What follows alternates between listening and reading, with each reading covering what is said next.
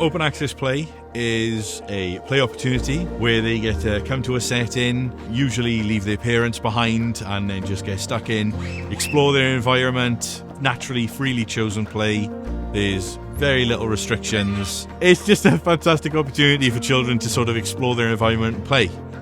It's a really child-led environment, which is really different, and you can see the kids adjusting to having to think about what am I doing, and that they are responsible for themselves. They have to make their own fun, and it takes them a while to get into the swing of it, and then they absolutely love it. They just find another part of themselves comes alive, and it's so great to see.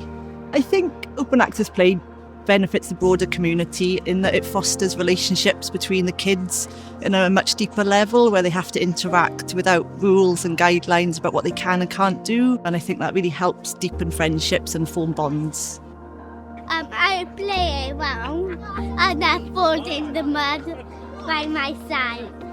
I like playing with my friends. I like making things. It makes it all inclusive, because if we are informed there's a child in a wheelchair or there's a child with special additional needs, we can adjust our play setting to them. If they want to come down to the woods, we've got easy access to go to the woods. They can come to the park and we just suit their needs.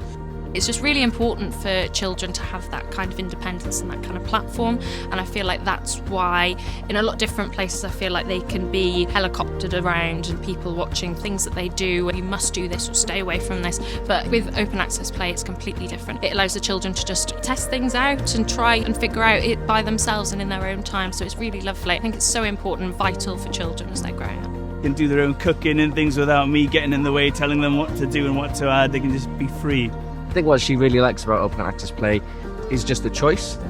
So she's not going along and being told to sit down or do this or do that. She can just do what she wants. And actually there's minimal supervision, so she can just get to know people, enjoy herself and have fun.